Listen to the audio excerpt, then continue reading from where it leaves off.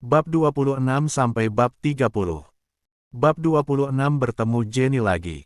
Juna buru-buru mengelap keringat dinginnya. Dia tidak seharusnya bersikap terburu-buru. Kedepannya, setelah Ardika tinggal di Villa Cakrawala, Juna masih punya banyak kesempatan untuk mendekatinya. Baik, saya akan segera menyiapkan kontrak jual beli. Melihat Ardika mengangguk, Juna pun pergi dengan lega. Aku pergi ke toilet dulu, ucap Ardika kepada Jessica sebelum berjalan pergi. Jessica tentu saja tidak mengikutinya. Oh, bukankah ini Ardika yang berpura-pura menjadi direktur utama? Kenapa datang ke toko perabot Ultima? Ketika Ardika ingin masuk ke dalam toilet, suara wanita yang sinis pun terdengar. Jenny berjalan ke hadapan Ardika dengan sepatu hak tinggi serta menunjukkan ekspresi hina. Ardika tidak memiliki kesan baik dengan wanita ini. Awalnya, dia tidak ingin memedulikannya, tetapi melihat Jenny yang ingin menghalanginya, Ardika pun tersenyum dan berkata, "Aku datang bertemu dengan Juna untuk memilih perabot rumah, ada apa?" Jenny menunjukkan ekspresi hina. Beraninya seorang pecundang seperti Ardika pamer di depannya. Jenny tentu saja tahu Juna adalah manajer umum grup Bumantara. Hari ini, dia datang untuk wawancara posisi sekretaris manajer umum grup Bumantara. Juna bilang kalau dia harus menemani satu orang penting di toko perabot Ultima, sehingga menyuruh Jenny datang ke tempat ini. Jenny pun tersenyum sinis. Toko perabot Ultima hanya menjual perabot kelas atas. Semua perabot dirancang untuk villa mahal, harganya juga mencapai puluhan miliar. Ardika, kamu lucu juga. Kamu datang membeli perabot dengan Pak Dennis. Memangnya orang miskin sepertimu sanggup membelinya? Jenny menyilangkan tangannya di dada, lalu berkata sambil tersenyum, "Ardika, kamu pasti datang mencari pekerjaan, kan?" "Betul juga, seorang pecundang sepertimu nggak punya apa-apa lagi setelah menghabiskan utang budi direktur utama grup Angkasa Sura. Kamu hanya bisa menjadi seorang satpam." Ardika melirik dokumen CV yang dipegang oleh Jenny, kemudian tersenyum dan berkata, "Bukankah kamu juga datang mencari pekerjaan? Sebagai seorang karyawan, kamu malah merendahkan karyawan lain." Aku adalah sekretaris manajer umum, tentu saja lebih tinggi jabatannya dari seorang satpam sepertimu." Jenny berkata dengan sombong, "Oh ya, kalau kamu jadi satpam di tempat ini, jangan bilang kamu kenal denganku. Aku nggak akrab denganmu." Ardika malas berdebat dengan wanita ini. Dia pun melambaikan tangannya dan berkata, "Cukup, kamu boleh pergi. Jangan menggangguku." Jenny berkata dengan kesal, "Beraninya kamu menyuruhku pergi. Lihat saja, aku bisa mengusirmu sekarang dan membuatmu kehilangan pekerjaan satpam. Biar kamu kelaparan sampai mati." Jenny langsung berteriak, "Satpam! Satpam!" Dua orang satpam pun berlari mendekat. Jenny menunjuk Ardika dan berkata dengan marah, "Aku adalah sekretaris Pak Juna, cepat usir orang ini." Dennis yang merupakan bos toko perabot adalah adik sepupu Juna. Jadi, Jenny pun menganggap tempat ini sebagai daerah kekuasaannya.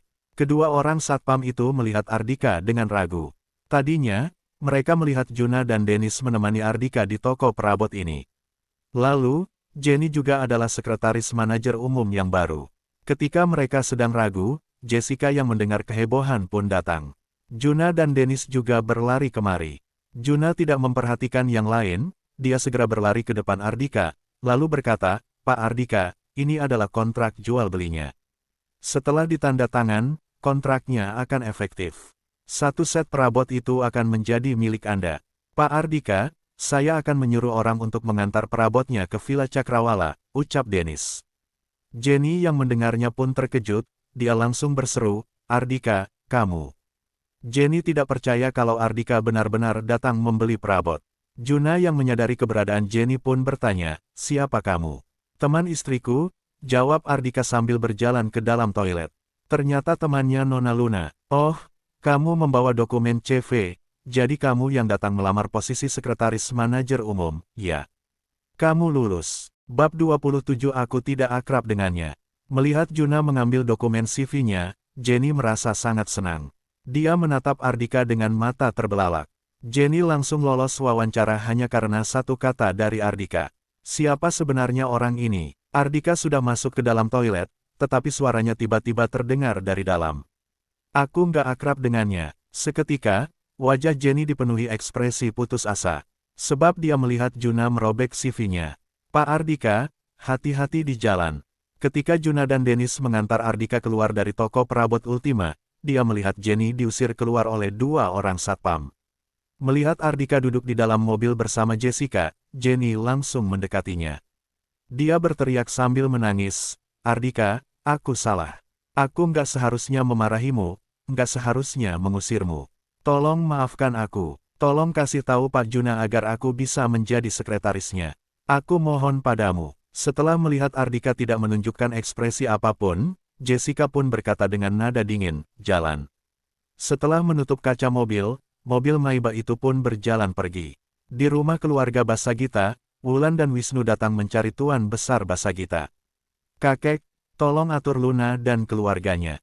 Mereka nggak hanya mendapatkan izin penjualan awal, tetapi juga sedang bersiap untuk pindah ke Villa Cakrawala." Wulan juga mengeluh, "Kakek, keuangan grup Agung Makmur sedang bermasalah. Luna bukan hanya nggak mau menjual Villa Cakrawala untuk memberikan kontribusi kepada keluarga Basagita, mereka malah pindah ke sana untuk menikmati hidup yang indah." Tuan Besar Basagita melihat ke arah Wisnu, lalu bertanya, "Bagaimana dengan bawahan Tuan Jinto?" Wisnu berkata dengan tak berdaya, "Aku sudah menghubunginya, tapi nggak bisa secepat itu. Tapi, seharusnya kita yang tinggal di villa itu. Kenapa malah mereka yang tinggal?" "Kakek, sepertinya Luna sekeluarga merasa senang melihat penderitaan keluarga Basagita. Mereka nggak mau ikut berduka cita." Plak, sebelum Wisnu selesai bicara, wajahnya tiba-tiba ditampar. "Apanya berduka cita? Kakekmu masih belum mati." Tuan Besar Basagita memarahinya, kemudian bangun dari atas ranjang sambil berkata, "Beraninya mereka pindah rumah. Apakah mereka masih menganggap diriku? Ayo kita pergi ke kompleks Villa Bumantara." Tuan Besar Basagita membawa semua orang pergi ke kompleks Villa Bumantara. "Tuan, mohon maaf, tempat ini adalah area rumah pribadi, mohon berhenti." "Diam kamu, cucuku adalah pemilik Villa Cakrawala, hari ini dia pindah rumah, jadi kami datang mengunjunginya. Cepat bawa kami masuk." Di depan pintu masuk kompleks, Tuan Besar Basagita berkata dengan kesal terhadap satpam kompleks. Setelah tahu bahwa orang yang datang adalah keluarga pemilik rumah, satpam juga tidak berani ragu. Dia segera membawa anggota keluarga Basagita untuk masuk ke dalam. "Wah, danaunya besar sekali, bahkan ada kapal yang parkir di sini. Ternyata ini adalah kompleks Villa Bumantara, desainnya indah sekali. Bahkan bisa parkir beberapa kapal, mewah sekali." Setelah melewati jalan setapak yang dipenuhi pepohonan untuk beberapa saat, anggota keluarga Basagita terus berseru kaget seolah-olah mereka belum pernah melihat tempat seperti ini sebelumnya. "Kapal pesiar ini disiapkan bagi pemilik untuk berkeliling danau. Kalian bisa menaikinya." Petugas properti manajemen membawa anggota keluarga Basagita naik ke atas kapal. Kapal pesiar itu berjalan dengan mulus di atas danau yang jernih, tanaman hijau juga memenuhi samping danau. Danau ini dinamakan Cakrawala yang berada di dalam kompleks Villa Bumantara. Air danau ini berasal air mumi Danau Siliwangi. Kompleks Villa Bumantara hanya memiliki beberapa villa mewah saja. Semua villa dipisahkan oleh danau, sehingga dapat menjaga privasi pemiliknya dan nggak diganggu oleh orang lain. Setelah mendengar penjelasan dari petugas, anggota keluarga Basagita diam-diam merasa iri. Kompleks Villa Bumantara ternyata memiliki air murni, mewah sekali. Bab 28 Bertaruh. Tuan Besar Basagita menunjuk ke arah sebuah villa di pinggir danau sambil berkata, "Apakah itu Villa Cakrawala? Bukankah itu adalah villa milik Komandan Drako yang baru menjabat di Departemen Militer Kota Banyuli?" "Villa Cakrawala ada di sana," jawab petugas sambil menunjuk ke sebuah bangunan berlantai 2 ada di sekitar. "Kalau begitu setelah tinggal di sini kita akan menjadi tetangga Komandan Drako." Ketika mendengarnya kedua mata Yanto dan keluarganya langsung berbinar. Di dalam Villa Cakrawala, Ardika sedang mengajak Luna dan yang lain melihat villanya. Sebenarnya mereka belum resmi pindah ke villa ini.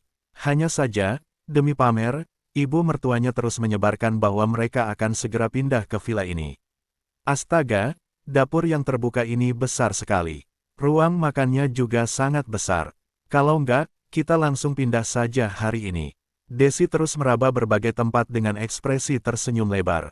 Luna hanya bisa tersenyum tak berdaya sambil berkata, "Bu, kamu terlalu buru-buru. Perabot yang dibutuhkan masih banyak yang belum dibeli." "Luna, kamu masih tahu diri juga. Kamu pasti tahu bahwa keluargamu miskin, jadi nggak sanggup membeli perabot mahal." Suara sindiran Wulan terdengar dari depan pintu. Ketika menoleh ke belakang ekspresi Luna pun berubah. Tuan Besar Basagita berjalan masuk bersama anggota keluarga yang lain. Gaya mereka tampak seolah-olah rumah mereka. Ah, kenapa kalian datang? Tuan Besar, harusnya kalian kasih tahu dulu biar aku bisa jemput kalian. Desi segera menyambut mereka sambil tersenyum bangga. Sebelumnya, anggota keluarga Basagita selalu merendahkan mereka. Namun, sekarang mereka malah datang mengunjungi villa besar ini. Akhirnya Desi bisa pamer di depan mereka. Wisnu malah berkata dengan kasar, kamu benar-benar menganggap dirimu sebagai pemilik rumah di sini, ya? Memangnya kami harus lapor dulu sebelum masuk? Wisnu, jaga ucapanmu, bentak Luna. Kenapa? Memangnya aku salah? Wisnu memelototinya sambil berkata, kalian ini terlalu miskin dan bahkan gak sanggup membeli perabot, beraninya kalian bertengkar denganku. Tetangga kalian itu adalah Komandan Draco, beberapa pemilik villa di sekitar juga orang kaya. Kalau kalian pindah ke sini, apakah kalian berani menyapa tetangga kalian? Ada nasihat yang mengatakan bahwa jangan masuk ke lingkungan yang gak cocok denganmu. Itu adalah nasihat buat kalian.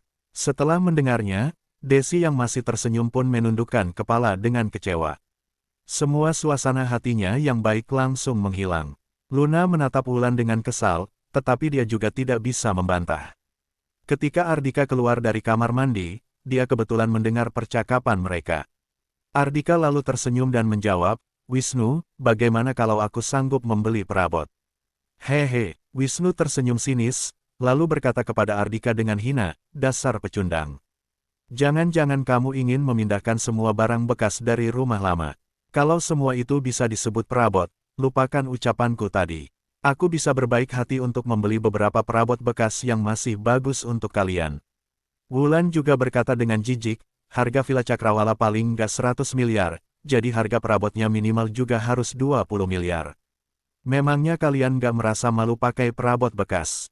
Haha, anggota keluarga Basagita tertawa terbahak-bahak. Ardika hanya tersenyum dan menjawab, 20 miliar. Apakah itu termasuk mahal menurut seorang Wulan? 20 miliar itu hanya harga satu set perabot ruang kerja untuk ayah mertuaku. Pecundang, kamu masih saja suka membual. Ekspresi Wisnu pun menjadi suram. Tiba-tiba, dia menunjukkan ekspresi aneh dan berkata, Ardika, bagaimana kalau kita bertaruh? Bertaruh apakah kamu bisa membeli perabot puluhan miliar atau enggak? Boleh, apa taruhannya? Tanya Ardika sambil mengangguk. Kalau kamu menang, aku akan loncat ke danau dan berenang pulang. Wisnu melanjutkan dengan ekspresi jahat, kalau kamu kalah, mulai sekarang, Villa Cakrawala akan menjadi milik keluarga Basagita. Bab 29 perabot seharga 60 miliar.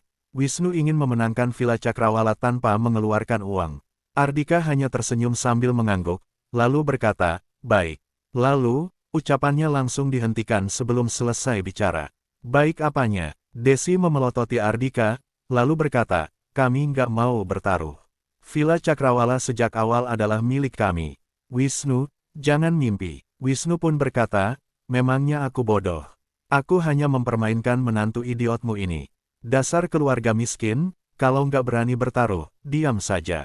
Jangan membual di depanku. Ucapan Wisnu membuat Desi merasa malu dan juga kesal. Namun, Desi tidak bisa membalasnya dan hanya bisa kesal sendiri. Ardika berkata dengan nada dingin, jaga mulutmu, Wisnu. Lalu, apakah taruhannya masih berlaku? Wisnu tertegun. Dia tidak menyangka Ardika berani bertaruh dengannya. Sambil tersenyum, dia menatap Ardika dengan tatapan bodoh sambil berkata, kalau kamu masih ingin bertaruh, tentu saja masih berlaku. Ardika, jangan gegabah. Luna segera menghentikan Ardika. Meskipun mereka tidak sanggup tinggal di Villa Cakrawala, mereka bisa menjualnya. Mereka tidak mungkin memberikannya secara gratis kepada Wisnu dan keluarganya. Sayang, percayalah padaku. Perabotnya sedang diantar ke sini. Setelah menenangkan Luna, Ardika menatap Wisnu dan berkata, bagus. Semoga kamu menepati janjimu. Loncat ke danau dan berenang pulang. Aku juga berharap kamu menepati janjimu. Wisnu sama sekali tidak menganggap serius ucapan Ardika. Dia pun melanjutkan, kalau kalah, segera keluar dari villa ini dan serahkan kepada kami. Jangan malah berlutut dan memohon kepadaku. Haha, anggota keluarga Basagita yang lain juga ikut tertawa. Memangnya Luna dan keluarganya sanggup membeli perabot seharga puluhan miliar? Jangan bercanda, Tuan Besar Basagita bahkan sudah menganggap Villa Cakrawala sebagai miliknya. Setelah melihat sekeliling, dia pun berkata sambil tersenyum lebar, aduh, villanya besar sekali. Kalau aku tinggal sendiri, pasti akan kesepian. Wisnu pun mendekat sambil tersenyum, dia lalu berkata, kakek, kami sekeluarga akan pindah ke sini saja. Mulai sekarang, kalau lagi santai, aku akan menemani kakek jalan-jalan di luar. Betul kakek kami sekeluarga bisa berbakti kepada kakek. Wulan juga mendekat sambil merangkul lengan kakeknya. Melihat kedua cucu yang paling disayanginya ini, Tuan Besar Basagita pun berkata dengan gembira. Bagus kalau begitu, kalian sekeluarga juga ikut pindah kemari. Setelah mendengarnya, Yanto segera mengangguk dengan senang. Ekspresi Luna dan keluarganya langsung masam. Desi tiba-tiba mencubit lengan Ardika, lalu berkata, Ardika, kamu cari mati, ya. Siapa suruh kamu taruhan dengannya? Kenapa kamu nggak diam saja? Pak Ardika ada. Sebelum Desi selesai bicara, beberapa petugas dari manajemen properti tiba-tiba masuk bersama seorang pria.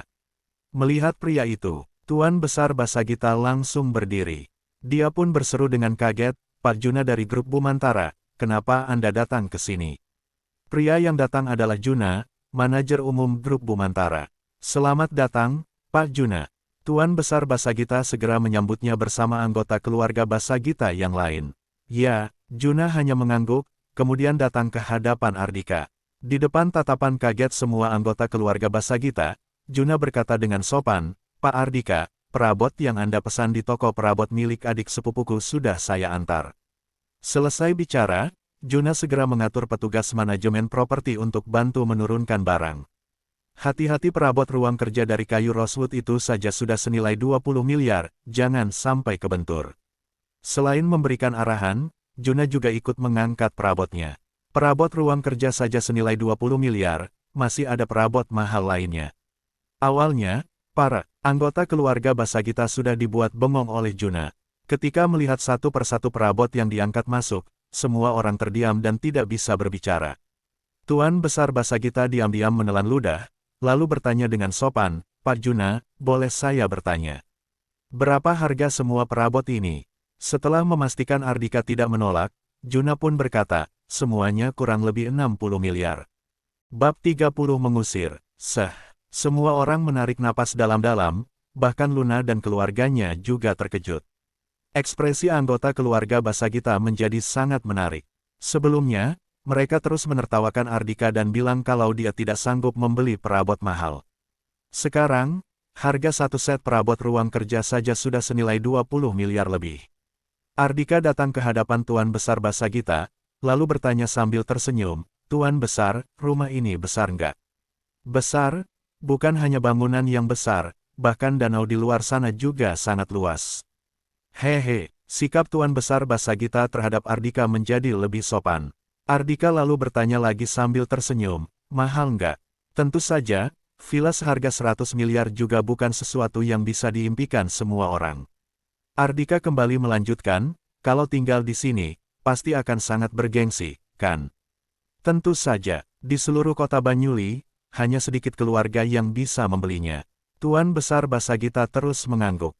Dia mengira Ardika bertanya seperti itu karena ingin mengajaknya tinggal bersama.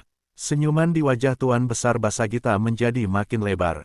Senyuman di wajah Ardika tiba-tiba menghilang, dia lalu berkata, tapi, apa hubungannya semua ini denganmu?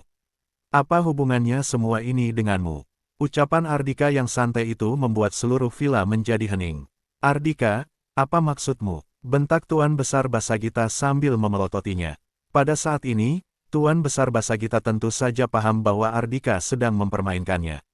Maksudku sudah sangat jelas. Ardika berkata dengan nada dingin, Villa Cakrawala adalah milik keluarga kami, nggak ada hubungannya dengan kalian, apalagi keluarga Basagita. Sekarang, kalian sudah melihatnya, silakan keluar. Wajah Tuan Besar Basagita sangat merah karena marah, dia terus memelototi Ardika. Wisnu tiba-tiba membentak dengan kesal, Ardika, jangan membual. Istrimu adalah cucu keluarga Basagita, kamu adalah menantu keluarga Basagita. Villa kalian adalah milik keluarga Basagita. Betul, keluarga Basagita memberikan kalian makan dan pekerjaan, sekarang kalian malah ingin pergi begitu saja. Dasar pengkhianat. Wulan dan yang lain juga ikut menuduh Ardika. Ardika hanya tersenyum dingin menatap semua orang, dia pun berkata, sekarang, aku dan istriku sudah punya uang. Kalian baru menganggap kami sebagai anggota keluarga Basagita, ya. Sebelumnya, kalian membuang semua pekerjaan kotor kepada istriku.